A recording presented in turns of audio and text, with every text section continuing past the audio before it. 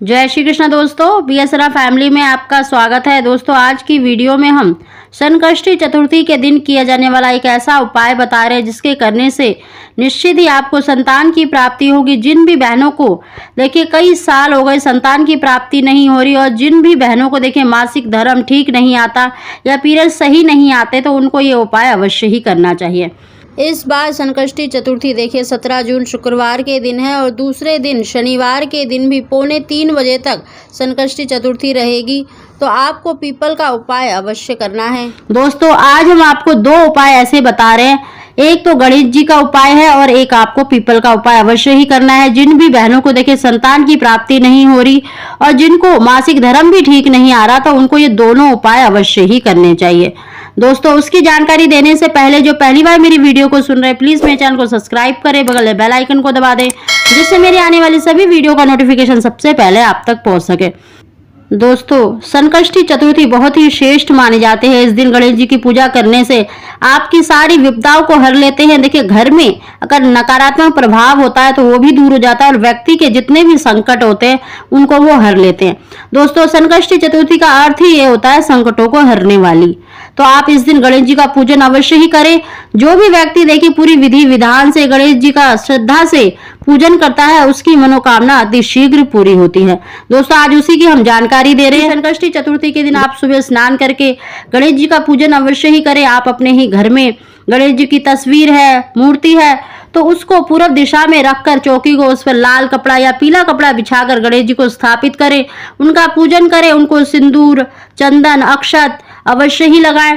साथ ही दोस्तों जो हमने उपाय बताया है वो अवश्य ही करना है। आपको देखिए पीपल के 7 पत्ते लेने हैं, उनको धोकर उनको चिकनी साइड आपको उस पर ओम या गण लिखकर आपको गणेश जी को कलावे से देखिए कलावे से आपको उन 7 पत्तों की माला बनाकर गणेश जी को पहनानी है।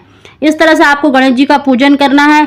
साथ ही दोस्तों आपको एक पीपल का पत्ता और लेना है और उस पीपल के पत्ते पर आपको सिंदूर यानी कुमकुम जो लाल सिंदूर होता है या जिससे आपने ओम लिखा है पीपल के पत्ते पर उसी से आपको उस पर स्वास्तिक बनाना है। और आपको एक मुट्ठी चावल ले ले और उनको एक कटोरी में रखें और गणेश जी का पूजन करें और गणेश जी के आगे एक दीपक जलाकर उस पीपल के पत्ते को जिस पर आपने स्वास्तिक बनाया है वो गणेश जी के आगे रखें और जो आपने चावल लिए हैं उसमें से आपको एक चावल का दाना लेना है और ओम पार्वती प्रिय नंदनाय नमः, ओम पार्वती प्रिय नंदनाय नमः कहते हुए उस चावल के दाने को आपको पीपल के पत्ते के ऊपर चढ़ा देना है। ऐसा दोस्तों आपको 108 बार करना है। देखना आपकी मनोकामना अति शीघ्र पूरी होगी। बस आपको इस बात का ध्यान रखना है कि जो आपने चावल लिए हैं वो टूटे हुए नहीं होने चाहिए। दोस्तों गणेश जी को अक्षत अति प्रिय है तो आपको पीपल के पत्ते पर 108 चावल के दाने ओम पार्वती प्रिय नंदनाय कहते हुए अर्पित करना है। यानी एक दाना हाथ में लेना है और इस मंत्र का उच्चारण करना है और पीपल के पत्ते पर आपको चढ़ा देना है जिस पर आपने स्वास्तिक बनाया है। और साथ ही आपको 7 पीपल के पत्तों पर ओम या गण लिखकर गणेश जी को माला बनाकर पहनानी है। इस तरह से आपको गणेश जी का पूजन अवश्य ही करना है। आप अपनी इच्छा अनुसार गणेश जी को कुछ भी अर्पित कर सकते हैं लेकिन कुछ मीठे का भोग अवश्य ही लगाएं। चाहे आप घर में ही हलवा बना लें, कोई भी वस्तु बनाकर गणेश जी को भोग अवश्य ही लगाएं। साथ ही दूसरे दिन पीपल का उपाय आपको अवश्य करना है। दोस्तों देखिए शनिवार का दिन है तो इस दिन आपको पीपल का पूजन अवश्य ही करना चाहिए। आपको देखिए एक तांबे का या पीतल का लोटा ले लें, उसमें शुद्ध जल भरें और थोड़ा सा उसमें कच्चा दूध डालें और साथ ही रोली, अक्षत और आपको गुड़ डालना है। कुछ मीठा डाल सकते हैं, चीनी भी डाल सकते हैं। साथ ही आपको देखिए दोस्तों इस दिन क्या ध्यान रखना है कि इसमें आपको थोड़ा सा बिल्कुल 2-3 ड्रॉप आपको सरसों के तेल की डालनी है और थोड़े से आपको काले तिल डालने हैं। इस तरह से जो सामग्री हमने बताई है वो डालकर आपको पीपल पर जल अवश्य ही अर्पित करना है।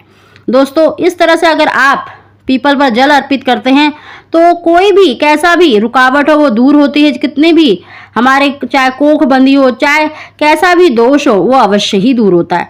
तो इस तरह से आप पीपल पर जल अवश्य ही चढ़ाएं और वहां पर आपको एक दीपक अवश्य ही जलाना है। दोस्तों इस दिन देखिए पीपल पर त्रिदेवों का वास माना जाता है, माता लक्ष्मी का वास माना जाता है।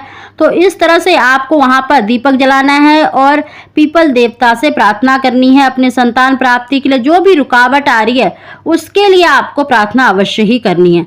दोस्तों ये दोनों ही उपाय आपको जरूर करने हैं। इस दिन बहुत ही श्रेष्ठ योग बना हुआ है। देखिए संकष्टी चतुर्थी बहुत ही श्रेष्ठ मानी जाती है और इस दिन आपको देखिए गणेश जी से भी पूरे श्रद्धा से उनसे प्रार्थना करनी है और अपनी मनोकामना बोलनी है कि हे गणेश जी, आप प्रथम पूज्य हैं, रिद्धि सिद्धि के दाता हैं, शुभ लाभ आपके पुत्र हैं, मुझे भी एक संतान या एक पुत्र की प्राप्ति का आशीर्वाद दे। इस तरह से आप अपनी मनोकामना अवश्य ही बोले, चाहे संतान की इच्छा है चाहे पुत्र की कामना है। तो इस तरह से आपको गणेश जी से प्रार्थना अवश्य ही करनी है। और दोस्तों जो मैंने उपाय बताया है दोनों ही उपाय आपको अवश्य ही करने हैं, तो देखना आपकी मनोकामना अति शीघ्र पूरी होगी। दोस्तों गणेश जी बहुत ही शीघ्र प्रसन्न हो जाते हैं और जो भी संकष्टी चतुर्थी के दिन इनका पूजन करता है तो निश्चित ही उसकी मनोकामना पूरी होती है। दोस्तों अगर आपको हमारी जानकारी वीडियो पसंद आई हो तो इसको लाइक अवश्य ही करें। अगर आपको कुछ समझ ना आया हो तो आप कमेंट करके भी मुझसे पूछ सकते हैं। आप सभी को जय श्री कृष्ण।